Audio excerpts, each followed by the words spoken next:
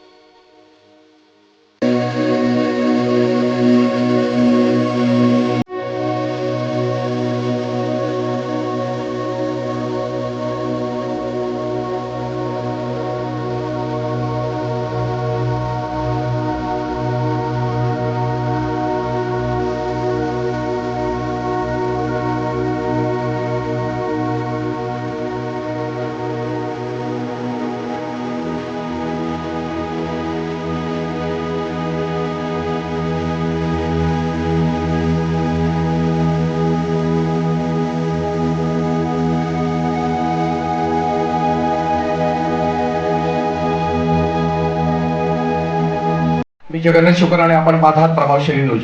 आज आपण पाहिलं तर मी आज केलवणे गावामध्ये इथं आहे।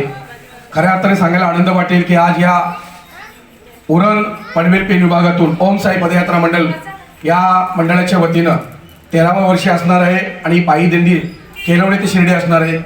या कार्यक्रमाच्या निमित्तानं आज या कार्यक्रमासाठी आम्हाला लाभलेले खरं तर सांगायला खूप आनंद वाटेल।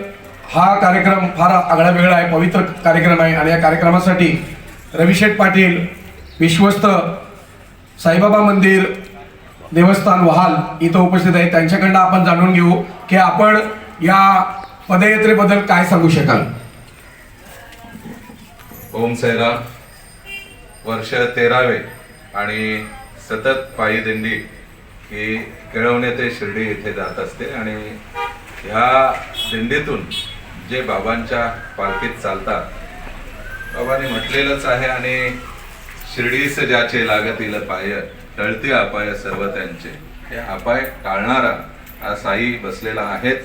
आपल्याला सर्वांना विनंती आहे की आपण चालत असताना शिर्डीला जात असताना जी मंडळी चालणारी आहे त्यांनी आपण शिस्तीचं कधीच भंग करू नये।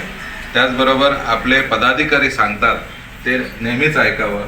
जिथं वस्तीला आपण राहणार आहोत किंवा जिथून जाणार आहोत तिथं कचरा घाण आपण टाकू नये, कारण मानाची आणि शिस्तीची दिंडी म्हणून एक केळवणा दिंडी, मोठी दिंडी, हजारो भाविक याच्यात चालतात अशी दिंडी ओळखली जाते। आणि ह्या पूर्व विभागातील दिंडी म्हणजे केळवणाची दिंडी, ह्या दिंडीचे शिवकर मंडळी असतील किंवा सर्व साईभक्त असतील त्यांचं मनापासून धन्यवाद की आपण मला इथं बोलावलं काय म्हणजे साईंनी आदेश केला की आपण असतोच, पण इथं आदर सन्मान आमचा सर्वांचा, प्रकाश शेठ असतील किंवा बाबा असतील, आमचा सर्वांचा ज्याने ज्याने या मदत केलेली आहे त्या सर्वांचं मनापासून धन्यवाद की मगाशी बोलता बोलता जगन्नाथ शिवकर बोलले की त्या दादांनी तुम्ही काटा करा आणि भाजी तुमच्या तुम्ही घेऊन जा, म्हणजे अशी लोक आहेत म्हणून सगळं काही आहे. आणि हा आदेश साईंचाच असतो. फार आनंद वाटला सकाळी सकाळी रविवारचा दिवस आणि आज आम्ही बाबांच्या पालखीचे खांदेकरी बनतोय. हा यापेक्षा आनंदाचा दिवस कुठला नसेल. अशीच आनंद यात्रा आपली सतत होत राहो. वर्ष 13वे आहे, 100व्या आपण चालत असताना सर्व नियमांचं पालन केलं पाहिजे. खऱ्या अर्थाने या कोविडच्या काळामध्ये आपण ही पालख्यात नेत असताना मग शासनाचे जे काही नियम असतील, मग सोशल डिस्टन्सिंग असेल किंवा सॅनिटायझरचा वापर असेल, मास्क असेल, या सर्व गोष्टींचा किंवा नियमांचं तंतोतंत पालन करून आपण या पालखीमध्ये सहभागी व्हा आणि आनंदप्रमाणे आपली पालखी साजरी करा असं सांगण्यात आले. आपण पाहत आहात प्रभावशाली न्यूज.